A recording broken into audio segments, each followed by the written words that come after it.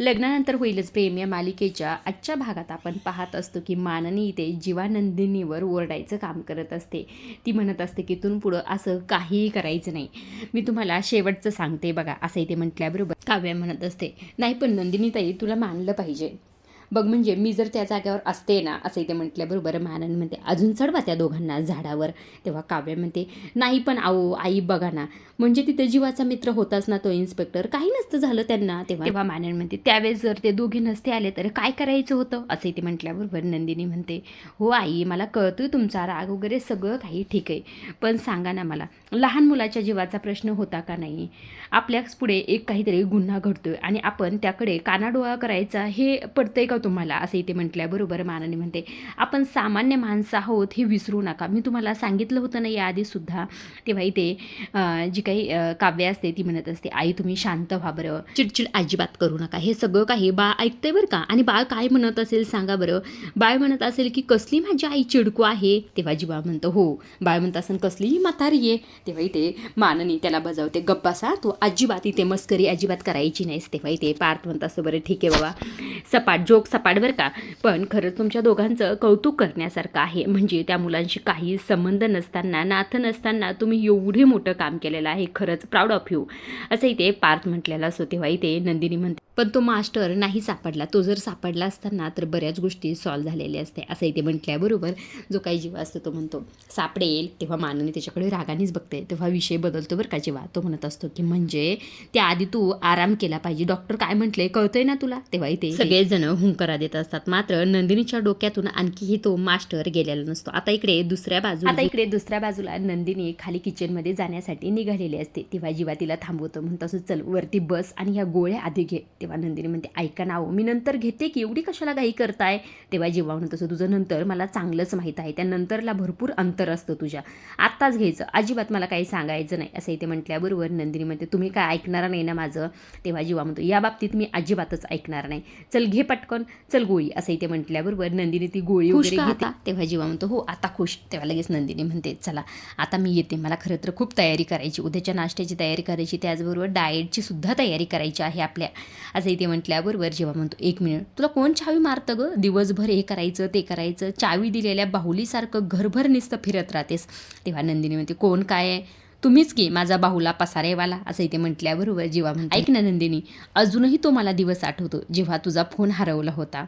तेव्हा इथे नंदिनी म्हणते आणि तुम्हाला मी सांगितलं होतं की मला फोन करा आणि तुमच्याकडे माझा नंबरच नव्हता. तेव्हा जीवा म्हणतो तू कसली चिडली होतीस तेव्हा माझ्यावर. तेव्हा खरं तर मी तुझा नंबर डायल केला होता, तेव्हाचा क्षण खरं तर इथे दोघांच्या डोळ्यासमोर आलेला असतो. तेव्हा इथे नंदिनी म्हणत असते दाखवा की काय नाव सेव्ह केलंय. तेव्हा जीवा म्हटलेला असतो चकाचक बाई. तेव्हा नंदिनी चिडलेली असते काय चकाचक बाई. तेव्हा इथे जीवा म्हटलेला असतो मग सतत तुला चकाचक पाहिजे असतं ना, म्हणून चकाचक बाई.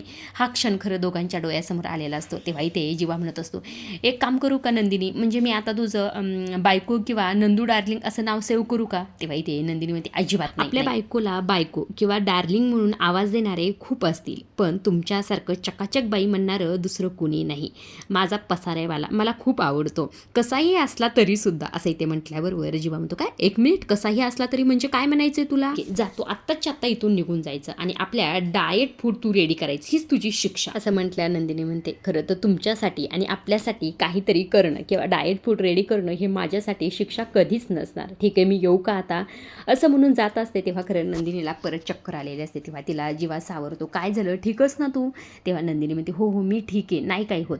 तेव्हा ते जीवा म्हणत असतो बघ आपला नवरा बायकोला सावरण्यासाठी प्रत्येक वेळेस भक्कम उभा राहणं हे किती गरजेचं असते बघ बरं, असं इथे म्हटल्याबरोबर नंदिनी म्हणते बरं ठीक आहे मी येऊ का सोडायला तुला खाली. तेव्हा नंदिनी म्हणते अजिबात काही गरज नाही, माझं मी जाते, असं म्हणून नंदिनी इथून निघून गेलेली असते. आता जीवाचा खरं तरी ते काहीतरी प्लॅन असतो. आता खरं तरी ते जीवानी कोणाला तरी फोन केलेला असतो. तो म्हणत असतो हो गेली, अरे कशी तरी गेली बाबा, मी सांगितलेलं आणलंस का तू, आण बरं परदेशीन, असंही ते म्हटलेलं असतो. आता लगेच समोरून दरवाजात कुणीतरी आलेलं असतं. आता त्याचा चेहरा तर दाखवलेला नाही बरं का, हातात इथे पिशवी घेतलेली असते. तेव्हा इथे जीवा म्हणत असतो बघ आता चकाचक बाई मी काय करतो, असंही ते जीवा स्वतःच्याच मनाशी म्हणत असतो. आता जीवाचा प्लॅन नेमकं काय हे तर आपल्याला पुढे पाहायलाच मिळेल. आता इकडे दुसऱ्या बाजूला वसू रम्याच्या पायाला इथे मलम लावून देत असते. तेव्हा इथे ती म्हणत असते आता मलम लावलंय ना तुला लगेच बरं वाटेल. मात्र इकडे जी काही रम्या असते थोडी टेन्शनमध्ये असते. तेव्हा वसू म्हणते काय झालं कुठल्या तंद्रीतच, विजयला बोलू का तुझा पाय चोपायला? तेव्हा इथे रम्या तिच्याकडे रागानेच पाहते. तेव्हा वसू म्हणते मस्करी करते ग, पण सांग ना कुठला विचार करतेस? तेव्हा इथे रम्या म्हणत असते, आपण विजयने जो काही प्लॅन सांगितला तो करूया का? असं इथे म्हटल्याबरोबर वसू म्हणते हो ग, पण तो खूप मोठा प्लॅन आहे ग. तेव्हा इथे रम्या म्हणते हो ग, पण तो आपल्या पत्त्यावर पडणार आहे. तेव्हा लगेच वसू म्हणते हो, पत्त्यावर तर काय, अगदीच पत्त्यावर पडणार आहे. आतापर्यंत आपण जे काही प्लॅन केले ना त्यावर खरं मस्त असा तडका. पण मला काय वाटते रम्या, सांगू का तुला, ही खूप मोठी स्टेप आहे ग. नाही म्हणजे आपण एवढं सगळं करतो, हे सगळं काही गोष्टी म्हणजे आपल्या हाताबाहेर तर जाणार नाही ना, गेल्या नाही पाहिजे ग. तेव्हा रम्या म्हणते नको का काळजी करू आई, विजयला मुठीत ठेवणं फार अवघड नाही माझ्यासाठी, कारण तो माझ्या प्रेमात आंधळ आहे आणि प्रेमात आंधळ असणारे माणसं कोणतीही स्टेज गाठू शकतात. त्या विजयचा प्लॅन घरच्यांना सगळ्यांना घालून टाकेल आणि मग एकदा काय आपलं काम झालं की मग कोण विजय? असं इथे म्हटल्याबरोबर रम्या वसू म्हणते म्हणजे काय म्हणायचं आहे तुला? तेव्हा रम्या म्हणते म्हणजे यूज अँड थ्रो, टिश्यूसारखं त्याला फेकून द्यायचं. वसू म्हणते नाही ग, असं करू नकोस ग, तो मुलगा किती चांगला आहे बघ बरं, म्हणजे बघ ना तुझं फ्युचर आहे ग त्याच्यासोबत, तुला कळतंय का मी काय म्हणते? तेव्हा इथे रम्या माझं प्रेझेंट बघूया का आता, ते चांगलं जातंय का नाही हे बघूया, मग फ्युचरचं बघूया. असं इथे म्हटल्याबरोबर वसू म्हणते हो ग बाई, तुझ्याच मनासारखं, तुला काय करायचं तर तू कर. असं इथे वसू रागातच म्हणते बरं का. आता इकडे दुसऱ्या बाजूला नंदिनी किचनमध्ये आलेली असते. तेव्हाच खरं तर इथे मिथुन काका सुद्धा आलेले. मिथुन काका आल्याबरोबर म्हणतात काय झालं, झालं का तुझं सगळं? तेव्हा इथे नंदिनी म्हणते हो, माझं आवरावर झाली, तुम्हाला काही हवं होतं का? तेव्हा इथे मिथुन काका म्हणतात नाही नाही नेव्हर, काही नको आहे मला, खरं तर मी घरातल्या सगळ्या फरशा मोजून झाल्या, आता म्हणलं किचनमधल्या मोजाव्या. तेव्हा इथे नंदिनी म्हणते काका तुमचं काही पण असतं, बरं ठीक आहे मी येते. तेव्हा इथे जो काही मिथुन असतो तो परत इथे नंदिनीला थांबवतो. ऐक ना नंदिनी, तुझी तब्येत वगैरे बरी ना, म्हणजे आराम वगैरे कर बरं का? तेव्हा नंदिनी म्हणते हो हो, माझी तब्येत बरी, आरामच करते आता. तेव्हा इथे मिथुन काका म्हणतात जुई नाही का ती खूप छान मुलगी, मला आवडली फार ती पोरगी. असं इथे म्हटल्याबरोबर नंदिनी म्हणते हो ना, छान आहे ना, अहो चिमुरडी पण बुद्धीने एकदम तल्लक आहे बरं का. तेव्हा इथे मिथुन काका म्हणतात नंदिनी तुला माहिती आहे त्या जुईला बघून मला कुणाची आठवण झाली? तेव्हा इथे नंदिनी म्हणते कुणाची? तेव्हा इथे मिथुन काका म्हणतात माझ्या पिऊची आणि श्रेयाची. माझी जेव्हा पिऊ छोटी होती का हिच्यासारखीच होती चिमुरडी आणि छान पोपटासारखी बोलायची. तेव्हा इथे नंदिनी म्हणते अगदी बरोबर आहे. तेव्हा इथे मिथुन काका म्हणतात मी एक तुला सांगतो, ऐकतेस का माझं? म्हणजे मला काय वाटतंय माहिती का, त्या जुईला आपल्याच घरी ठेवून घ्यायचं का? म्हणजे खरं तर माझ्या पिऊची आणि श्रेयाची जी काही ते आठवण येते ना मला, ती भरून जाईल. असं इथे म्हटल्याबरोबर नंदिनी म्हणते माझ्यासुद्धा हे डोक्यात आपण तिला अधूनमधून पण खरं नाही ना असं इथे म्हटल्याबरोबर मिथुन काका ती जुई ना तिच्या मावशीकडे येत जाऊ. असं इथे म्हटल्यानंतर मिथुन काका स्वतःच्याच मनाची म्हणत असतात झालंय का नाही काय माहिती, आता काय बोलायचं? तेव्हा इथे नंदिनी म्हणते काय झालं का नाही, म्हणजे काय झालं का नाही? तेव्हा इथे मिथुन काका म्हणतात ते काय ना वहिनीला उपवास वगैरे असतो ना, डाळी शाबू काही भिजवले का नाही तेच म्हणत होते. तेव्हा नंदिनी म्हणते हो हो नाही ते सगळं केलंय मी. तेव्हा इथे मिथुन काका म्हणतात एन्जॉय. तेव्हा नंदिनी म्हणते एन्जॉय म्हणजे काय म्हणायचं तुम्हाला, काय एन्जॉय करायचं? तेव्हा इथे मिथुन काका म्हणतात काही नाही रे, म्हणजे झोप स्लीप एन्जॉय करायचं म्हटले. तेव्हा इथे नंदिनी म्हणते हो ठीक आहे चालेल, गुड नाईट म्हणून नंदिनी तिथून निघून जाते. आता इथे मिथुन काका खरं तर जीवाच्या प्लॅनिंगमध्ये सामील असतात. नंदिनी गेल्याबरोबर इथे मिथुन काका लगेच जीवाला कॉल करतात, अरे जीवा नंदिनी येते बरं का, जमेल तेवढ्या खरं बायकासारख्या मी तिच्यासोबत गप्पा मारण्याचा प्रयत्न केला आहे, घे प्रेमाने घे आणि सगळं काय व्यवस्थित कर बरं का. असं म्हणून आता इथे मिथुन काकाने फोन ठेवले. स्वतःच्याच मनाशी म्हणत असेल खरं बायकोसाठी काहीतरी प्लॅन करणं म्हणजे भारीच आहे. मी जेव्हा माझ्या मंजूसाठी करायचो का, खरं तर तिला आधीच सगळं काही करायचं, पण जीवा भारीच आहे मस्तच करतोय. असं इथे मिथुन काका. आता इकडे दुसऱ्या बाजूला जो काही जीवा असतो तो इथे खरं तर त्यांनी छान अशी रूम डेकोरेट केलेले असते, कॅन्डल वगैरे लावलेले असतात, त्याचबरोबर बलून वगैरे सगळं काही रूममध्ये लावलेले असतात. तितक्यात खरं तर इकडनं नंदिनी आलेली असते. अहो जीवा दरवाजा उघडा की, कशाला दरवाजा लावलाय? तेव्हा जीवा म्हणतो अरे थांब बाबा, असं म्हणून दरवाजा उघडतो. तेव्हा इथे नंदिनी आतमध्ये बघते तर काय, अरे बापरे हे सगळं काही काय चाललंय जीवा तुमचं? माझी चकाचक बाईसाठी डेट नाईट आहे. तेव्हा नंदिनी म्हणते अरे वा, जन्मजय देशमुख खरं तर आज खूप फॉर्मलमध्ये आहेत. तेव्हा इथे जीवा म्हणत असतो मग असणारच की, काय आहे ना खरं तर इथे मी विचार केला, म्हटलं की आता सगळं काही ओकेमध्ये आहे, डॉक्टरसुद्धा म्हटले ना सगळं काही छान आहे, काही प्रॉब्लेम नाही म्हणून. मग त्यानंतर खरं तर मी विचार केला, लग्नानंतर जो काही वेळ एकमेकांसोबत आपण घालवला त्याचा रिझल्ट जेव्हा येईल तेव्हा येईल ग, आतापासून कशाला विचार करायचं, आधीच कशाला सगळं काही बांधून बसायचं? असं इथे म्हटल्यावर नंदिनी त्याला फटका देते, म्हणत असते कधी काय बोलता आणि खरं जीवा तुमचा नेम नाही बरं का. तेव्हा इथे जीवा म्हणतो खरंच ग, हे बघा आता खरं तर जिथे हार्टचे बलून डोलताना दिसतात का तुला, तिथे खरं तर काही दिवसांनी बाळाचे लंगोट आणि दुपट्टे तुला वाळत घालताना दिसतील. तेव्हा इथे नंदिनी म्हणते खरंच तुमची कमाल आहे जीवा, बरं ठीक आहे, किती वेळ आधीच तर वाट बघायला लावलीच बरं का, चल बस इथे. असं इथे म्हटल्याबरोबर नंदिनी म्हणते म्हणजे मिथून काका तुमच्यात सामील होते का? म्हणलं तरी ते माझ्याशी इतक्या वेळ काय बोलतात मध्ये, आणि मला येताना काय म्हटले माहिती आहे, एन्जॉय. मला तेच कळलं नाही नेमकं ह्यांचं चाललंय तरी काय. हा होता म्हणजे तुमचा प्लॅन. तेव्हा जीवा म्हणतो हो मग हाच प्लॅन होता. बरं ठीक आहे चल इथे बस, असं म्हणून आता नंदिनीच्या डोळ्यावरी ते रुमाल बांधलेला असतो तो. म्हणजे जीवा म्हणते काय झालंय जीवा, काय करताय तुम्ही हे सगळं काही? तेव्हा जीवा म्हणतो अरे थांब बाबा, तुझ्या डोळ्याला आधी बांधून तरी दे, तुझे केस हे मध्ये मध्ये येतील बरं का, नाही तर.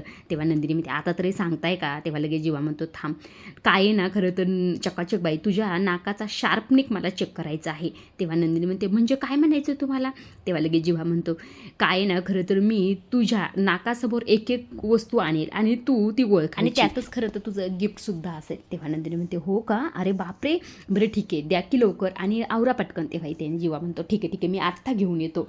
असं इथे म्हटल्याबरोबर जीवा ते गिफ्ट आणण्यासाठी गेलेला असतो. तेव्हा इथे नंदिनी विचार करते तुम्ही असं तसं विचित्र काही आणणार नाहीत ना, म्हणजे तुमचा सॉक्स वगैरे काही आणणार तर नाहीत ना? तेव्हा जीवा इथे जवळ येतो. काय म्हटलीस तू, सॉक्स वगैरे? खरं तर हे मला का सुचलं नाही आहे? तेव्हा नंदिनी म्हणते खरंच तुम्ही आणणार नाहीत ना हे असं काहीतरी? तेव्हा जीवा म्हणतो आता तरी माझा अजिबात तसा प्लॅन आहे, मी दुसरंच आणलंय, थांब जरा. तेव्हा नंदिनी म्हणते अहो दाखवा की मग. असं म्हटल्यानंतर खरं तर इकडे जीवा तिच्यासमोर एक वस्तू करतो, ती म्हणजे निशिगंधाचा खरं तरी ते फुलाचा वेल असतो. तेव्हा इथे नंदिनीच्या नाकासमोर करतो. तेव्हा लगेच नंदिनी ओळखते हे तर निशिगंधाचं फुल आहे. तेव्हा जीवा म्हणतो काय हे तुला ओळखायला सुद्धा आलं? तेव्हा नंदिनी म्हणते हो का नाही ओळखायला येणार? तेव्हा इथे जीवा म्हणतो थांब एक मिनिट थांब, आता दुसरी वस्तू देते. असं म्हणून खरं तर इकडे जीवा आंबा काढतो आणि तिच्यासमोर करतो. तेव्हा इथे नंदिनी वास घेते आणि म्हणत असे इतका छान वास तर खरं तर आंब्याचाच येऊ शकतो. तेव्हा जीवा म्हणतो काय चाललंय नंदिनी तुझं, म्हणजे तुला दिसत तर नाही ना? तेव्हा नंदिनी म्हणते अहो नाही हो दिसत, तुम्ही इतक्या सोप्या वस्तू जर माझ्यासमोर आणल्या तर कसं मला कळणार नाही सांगा बरं. तेव्हा जीवा म्हणतो बरं ठीक आहे थांब, आता तुझ्यासमोर काहीतरी अवघड वस्तू ठेवतो. असं म्हणून त्या स्वतःचा शर्ट तिच्यासमोर ठेवतो. तेव्हा इथे नंदिनी म्हणते हा तुमचा पांढऱ्या कलरचा शर्ट आहे. तेव्हा जीवा म्हणतो काय चाललं तुझं, तुला दिसतंय ना, कसं काय ओळखलास तू? तेव्हा जीवा नंदिनी म्हणते अहो तुम्ही आंघोळ करून आल्यानंतर खरं नंतर परफ्यूमने आंघोळ करता आणि का नाही ओळखणार सांगा बरं. जीवा म्हणतो पांढरा शर्ट हे कसं ओळखलंस? तेव्हा नंदिनी म्हणते अहो सकाळीच घातला होता आणि कसं नाही ओळखणार सांगा बरं, बायकोला सगळं काही नवऱ्याचं माहीत असतं असंही ते नंदिनीने म्हटलेलं असतं. तेव्हा जीवा म्हणतो हो हे ऐकून तर मला फार बरं वाटलं ना, थांब आता तुला दुसरी वस्तू देतो आणि ही तू ओळखू शकणार नाहीस. तेव्हा इथे नंदिनी म्हणते हा बघूया चला. असं म्हणून आता इथे जीवा खरं तर त्याच्या पिशवीतून खरं तर एक वस्तू काढतो आणि ते नंदिनीच्या नाकासमोर ठेवतो. नंदिनी खरं हात करत असते पुढे. तेव्हा जीवा म्हणतो हात अजिबात करायचे नाही बरं का, नुसता वास घ्यायचा आहे तुला म्हणतोय. तेव्हा नंदिनी म्हणते हो ठीक आहे. लगेच जीवा खरं तर नंदिनीच्या नाकासमोर तो वडापाव धरतो बरं का, वडापावच असतो त्याच्यात. तेव्हा नंदिनी म्हणते हा तर वडापावच आहे, असं म्हणून स्वतःच्या डोळ्याची पट्टी स्वतःच काढते. हा तर वडा. तेव्हा जीवा म्हणतो हे कसं ओळखलंस तू? तेव्हा नंदिनी म्हणते वडापावचा वास मी कसं नाही ओळखणार, पण एक मिनिट वडापाव कसं काय, हे तर डाएटमध्ये बसत नाही ना? तेव्हा जीवा म्हणतो हो ग बाई ठीक आहे, एक दिवस चालतं ग, तू इतक्या दिवस सगळं काही केलंस ना, मग एक दिवस चिल जाऊ दे, विचार करू नकोस या गोष्टीचा. तेव्हा नंदिनी म्हणते परत तुम्हीच म्हणा ना, म्हणजे ही तुझी परीक्षा वगैरे होती तेव्हा. तेव्हा जीवा म्हणतो नाही रे बाबा, कसली माझी क्यूट नंदू डार्लिंग आहे, असं काहीही नाही आहे, हे खरं तरी ते मी तुझ्यासाठी आणलेलं आहे आणि एक दिवस चालतं ग, जाऊ दे. तेव्हा नंदिनी म्हणते खरंच ना, परत काही म्हणायचं नाही बरं का? तेव्हा जीवा म्हणतो नाही बाबा म्हणत. असं म्हणून दोघे आता वडापाव बाहेर काढतात आणि दोघेही इथे छान असा वडापाव इथे एन्जॉय करत असतात. आता इकडे दुसऱ्या बाजूला रम्याने विजयला कॉल केलेला असतो. तेव्हा इथे विजय म्हणत असतो हॅलो रम्या, ऑल ओके ना, सगळं काही गुड आहे ना, म्हणजे तुला कोणी काही बोललं तर नाही ना, बोललं असेल तर सांग, मी ताबडतोब तिकडे येतो. असं इथे म्हटल्याबरोबर रम्यामध्ये एक मिनिट होल्ड डाऊन, रिलॅक्स. अरे विजय हे बघ मला इथे कोणीही काहीही बोलेल नाही, तू उगाच धावपळ करत इथे अजिबातच येऊ नको, फक्त मी काय सांगते हे लक्ष देऊन आणि शांतपणे ऐक. तेव्हा इथे विजय म्हणतो सांग काय म्हणतेस, काय बोलतेस? तेव्हा इथे रम्या मला तुला काहीतरी महत्त्वाचं सांगायचं आहे. हे बघ आता मी इतक्या दिवस खरं तर खूप सहन केलं, सगळ्या गोष्टी केल्या, पण ह्या सगळ्यासाठी खरं तुला थँक्यू. म्हणजे या सगळ्याची जाणीव तू मला करून दिलीस. आता माझे पेशन्स संपले, आता मी ठरवले आता परतीचे सगळे डोर कापून टाकायचे, बस तू आता तयारीला लाग. असं इथे म्हटल्याबरोबर विजय म्हणत असतो म्हणजे तू तयारच, आपण जो काही प्लॅन केलेला आहे सगळं काही करायला तयारच? तेव्हा रम्या म्हणते हो तयार आहे मी. तेव्हा विजय म्हणतो तो आता बघच, मी येतो आता, राडा आणि धुरा एकत्रच करू. तेव्हा इथे रम्या म्हणते हो ठीक आहे चालेल, असं म्हणून फोन ठेवते. तेव्हा इकडे रम्या जोरजोरात हसायला लागते आणि म्हणत असे राडा आणि धुरा, असं म्हणून परत हसायला लागते बरं. आता विजय आणि रम्याचा नेमकं कोणता प्लॅन आहे हे खरं बघण्यासारखंच आहे. आता इकडे दुसऱ्या बाजूला जीवा म्हणत असतो, मग काय कसा लागतोय वडापाव? तेव्हा नंदिनी म्हणत असते, मस्तच. म्हणजे तुम्हाला सांगू का, खूप काळ सगळ्या मोहापासून लांब राहिल्यावर जे काही सुख आपल्या आयुष्यात येतं ना, अगदी तसा लागतोय वडापाव. असं इथे म्हटल्याबरोबर तितक्यात खरं दरवाजा वाजवतो. तेव्हा नंदिनी स्वतःचा वडापाव जीवाच्या हातात देते आणि जीवा स्वतःचा जो काही थोडाफार वडापाव राहिलाच तो तोंडात भरून घेतो. आता नंदिनी म्हणते, आले आले, थांबा थांबा, असं म्हणून दरवाजा उघडते. तेव्हा इथे माननी आतमध्ये येते. माननी म्हणते, काय म्हणजे तुमची डेट नाईट वगैरे होती का? सॉरी खरंच मी चुकीच्या टायमिंगला आले का? पण खरंच खूप महत्त्वाचं काम होतं. मला सांगू का, विक्रम खरं तर स्वतःचं चार्जर मित्राच्या बॅगमध्ये विसरलेत आणि आता माझं घेऊन बसलेत. माझ्या मोबाईलमध्ये 2% चार्ज नाही. तुझं चार्जर माझ्या मोबाईलला चालतंय ना, त्यामुळे खरं तर मी आले आहे. तेव्हा नंदिनी म्हणते, हो ठीक आहे चालेल, मी आणते. असं म्हणून नंदिनी चार्जर आणायला जाते. आता इकडे जीवा गपची बसलेला असतो. तेव्हा माननी त्याच्याकडे ते, काय झालंय आणि तुझ्या तोंडात काय आहे आणि तू हसत का नाहीस, बोलत का नाहीस? जेव्हा नाही तेव्हा तर लय बडबड करत असतो. आता काय झालंय तुला? मात्र जीवा एकही शब्द बोलत नाही. या जीवा, तुमच्यामध्ये आले ना मी. तेव्हा इथे जीवा मानेनेच हो हो करत असतो. तेव्हा इथे नंदिनी जी काही असते ती चार्जर घेऊन येते. धरा आहे तुमचं चार्जर. तेव्हा इथे माननी म्हणते, बरं ठीक आहे सॉरी तुमचं कंटिन्यू चालू द्या, मी जाते. असं म्हणून निघायच लागलेली असते. परत वापस येते आणि म्हणत असते, थांबा एक मिनटं, कसला सुगंध येतोय? म्हणजे मस्त सुगंध येतो. काय म्हणजे कशाचा सुगंध येतोय हा? म्हणजे सामोसा किंवा वडाचा वास येतोय. म्हणजे वडा आता रात्रीचं कोण खातं पण? तेव्हा नंदिनी म्हणते, अहो आई काय ना ते मिथून काका इथे वडा खाता आले होते, त्याचा खरं तर तुम्हाला वास येत असेल. तेव्हा इथे माननी म्हणते, जीवा त्यांना सांगा त्यांच्याकडे लक्ष दे, असं रात्रीचा वडा वगैरे खायचा नसतो बरं का. तेव्हा इथे जीवा मानेनीच हा करतो बरं का. तेव्हा इथे माननी म्हणते, बरं ठीक आहे चालेल, एन्जॉय मी जाते. असं म्हणून माननी तिथून निघून गेलेली असते. आता निघून गेल्यानंतर खरं इथे जीवा तर फार हसत असतं. तेव्हा नंदिनी सुद्धा म्हणते, हे काय सगळं काही, खरंच मी तर फार घाबरले होते. म्हणजे बघा ना जीवा, असं रात्रीचं खायचंच नसतं मुळात आणि बेडरूममध्ये सुद्धा खायचं नसतं. तेव्हा जीवा म्हणतो, चालतं ग एक दिवस जाऊ दे. तुला सांगू का, खरंच मला भारी वाटतं. म्हणजे बरेच दिवस झालं काही घडतच नव्हतं रे आपल्या आयुष्यात. तेव्हा इथे नंदिनी म्हणते, जीवा मला एक आणखी वडापाव खायचा आहे का? तेव्हा जीवा म्हणतो, नेकेवर पूछपूछ आहे की, चल खाऊया. असं म्हणून दोघीही वडापाव दुसरा पण खातात. आता इकडे दुसऱ्या बाजूला सीन दाखवलेला असतो. आता इकडे सकाळ झालेली असते. मिथून काका, पार्थ आणि माननी ते नाश्ता करण्यासाठी बसलेले असतात. तेव्हा इथे खरं माननी म्हणत असते, काव्य येईन का ब्रेकफास्ट खायला?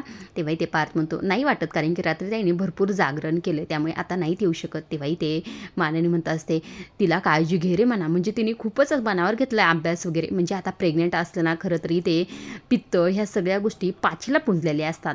तेव्हा इथे पार्थ म्हणतो, मी खरं तर त्यांना सांगायला जावं वाटतं मला, पण परत त्यांचं डेडिकेशन वगैरे हे पाहून खरं मी परत स्वतःला थांबवतो. असं इथे पार्थचं बोलणं सुरू असतं. तितक्यात खरं तर त्याला इथे ऑफिसमधून कॉल येतो. आता इथे त्यांचं कॉलवर बोलणं सुरू असतं. तेव्हा तिकडनं सांगण्यात येतं की तुम्ही मेल पाहितला का? असं म्हटल्यानंतर पार्थ लगे फोन कट करतो आणि मेल पाहतो तर काय, इथे त्याला फार मोठा धक्का बसलेला असतो. तेव्हा माननी म्हणते, अरे काय झालं, का टेन्शनमध्येच एवढा? तेव्हा इथे खरं पार्थ म्हणत असतो, ही रम्या ना खरं दररोज काहीतरी टेन्शन देते, मला सुखाने जगूनच द्यायचं नाही तिला. बघ तिने रिझाईन टाकले आणि हे सगळं काही मला समोर बोलू शकली असती ना, पण नाही, तिने हे सगळं काही मुद्दाम केलेलं आहे. तिला माहिती आहे मी घरी काय मेल बघत नाही, डायरेक्ट ऑफिसमध्येच गेल्यावर सगळं काही बघतो. असं इथे पार्थ म्हणत असतो. तेव्हा माननी म्हणते, या रम्याला काय झालं नेमकं? तेव्हा इथे पार्थ म्हणतो, आता तीच ह्याचं उत्तर सांगू शकते, थांब तिलाच विचारूया. असं इथे पार्थ म्हणत असतो. आता इकडे दुसऱ्या बाजूला खरं जीवा त्याची तयारी करत असतो. नंदिनीसुद्धा त्याची आवरावर करत असते. तेव्हा जीवा म्हणत असतो, नंदिनी तुला आठवते का रे रात्र किती मज्जा आली ना, म्हणजे खरंच काय भारी, म्हणजे AC गारगार आणि त्यात गरम गरम वडापाव, खरंच भारी वाटलं. म्हणजे इतक्या दिवस आपली रात्र तर मस्तच गेली, पण रात्रीची वडापावची रात्र मात्र माझ्या कायम लक्षात राहील बरं का. तेव्हा नंदिनी म्हणते, हो ते तर अगदी खरं आहे आणि आई जे आल्या ना मध्ये, त्यामुळे खरं तर आणखीच भारी वाटलं. ह्या सगळ्या गोष्टी आठवणीत राहण्यासारख्या झालेल्या आहेत. जीवा म्हणतो, आणखी एकदा चिटिंग करायची का? तेव्हा नंदिनी म्हणते, अजिबात नाही, वर्कआउटचा काय उपयोग आहे सांगा बरं, कधीतरीच असतं, अजिबात नाही. आता यांचं बोलणं छान सुरू असतं. तितक्यातच खरं तर खाल्लं पार जोरजोरात ओरडत असतो, ते म्हणजे रम्या. आता इथे जीवाला आवाज येतो, काय झालंय दादा, कशाला रम्याच्या नावाने ओरडतो? या रम्याने काहीतरी घोळ घातला असेल, थांब मी येतो बघतो, तू इथेच थांब. असं म्हणून जीवा तिथून निघून जातो. आता इथे जे काही नंदिनी असते, नंदिन्या मात्र इथे कोरड्या उलट्या होऊ लागलेल्या असतात, त्यामुळे ती तिथे धावतच गेलेली असते. आता इकडे दुसऱ्या बाजूला जो काही पार्थ असतो तो रम्याच्या नावाने म्हणते, पार्थ जरा शांत हो, सकाळी सकाळी उगाच तमाशा वगैरे नको बाबा. तेव्हा पार्थ म्हणत असतो, ह्या सगळं मुद्दाम करतात, तुला कळत नाही का? रम्या तू कुठेस असं म्हटल्यानंतर वसू खाली येते. वसू म्हणते काय झालं, कशाला एवढं ओरडतोस? तेव्हा इथे पार्थ म्हणतो रम्या कुठे गेली?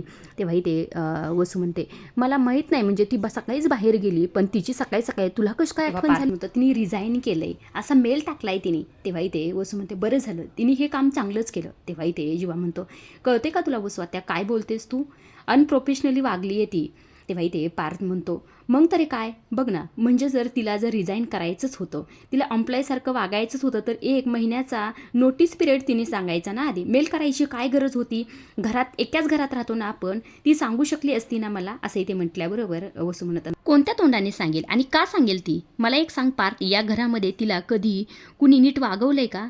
तिला खरं तर इथे मुद्दाम सगळे काही त्रास देण्याचा प्रयत्न करतात. ती इतकी हुशार आणि इतकी क्वालिफाईड असूनसुद्धा तिच्यापेक्षा कमी क्वालिफाईड असल्या माणसाला खरं तर तिचं काम तू देत होतास. मग काय करेल ती स्वतःनी कंपनी सोडली, तर आता तुला का मिरच्या झुमतात? सांग ना, तिने काय चूक? पार्थ म्हणत असतं वसवात त्या खरं मला फक्त एवढंच म्हणायचं की तिने कंपनी जर तिला सोडवायचीच होती तर आधी सांगायचं, आधी कळवायचं. हे असं अचानक करायची काय गरज होती? तेव्हा वसू म्हणतात तिला जे वाटलं तिने ते केलं, आणि तिच्या वाचून एवढंच जर अडकलं असेल तर बाकीचे जे एम्प्लॉईज आहेत ना तुमच्या कंपनीमध्ये, जे बिना कामाची डिटेक्टिव्हगिरी करतात का, त्यांना काम सांगायचं, ते आहेतच की रिकामे टेकडे, असंही ते जीवाकडे बघून म्हणून तिथून वसवात्या निघून गेलेले असतात. आता इकडे जीवा म्हणत असतो दादा तू अजिबात काळजी करू नकोस, आपण सगळं काही मॅनेज करूया. तेव्हा इथे पार्थ म्हणत असतो ह्या दोघींचं काय चाललंय हेच मला कळत नाही. तेव्हा इथे वसूसुद्धा म्हणते खरंच दररोजचा हा तमाशा चाललाय, आता मला ह्यांना सांगावंच लागेल, हेच बघतील आता काय करायचं. तेव्हा इथे खरं मिथून काकासुद्धा म्हणतात वहिनी तुम्ही अजिबात काळजी करू नका, दररोजचंच मडं आणि त्याला कोण रडं जाऊ द्या, ह्यांचं दररोजचंच झालंय, जीवा चला आपण नाश्त्याचं बघूया, असं म्हणून इथे जीवा आणि त्याचबरोबर मिथून काका निघून गेलेले असतात. आता इकडे दुसऱ्या बाजूला खरं तर नंदिनीला कळलेलं असतं की ती आई होणार आहे, त्यामुळे जीवाने ज्या काही गोष्टी तिला बोललेल्या असतात बाळाबद्दल किंवा जी काही जुई असते ती म्हटलेली असते, सर्व गोष्टी इथे नंदिनीला आठवत असतात आणि तिच्या डोळ्यात इथे पाणी आलेलं असतं. म्हणजे फायनली नंदिनी आता आई होणार आहे. आजच्या पुरतं एवढंच, पुढील भागातसुद्धा तेच दाखवलेलं आहे बरं का, रिपीट. म्हणजे जीवा जो काय आहे, जीवा नंदिनीला घेऊन आलेला असतो, सगळ्यांना गोड बातमी सांगितलेली असते, इकडनं रम्या आणि विजयने लग्न करून मोठा धमाका केलेला असतो, सगळ्यांनाच या गोष्टीचा खूप मोठा धक्का बसलेला असतो. हे खरं तर रिपीट झालेलं आहे बरं का. आजच्या पुरतं एवढंच. अशा डेली मालिकेचे अपडेट जर तुम्हाला जाणून घ्यायला आवडत असतील तर आपल्या चॅनलला जरूर सबस्क्राईब करा आणि तोपर्यंत पाहत राहा, लग्नानंतर होईलच प्रेम. धन्यवाद.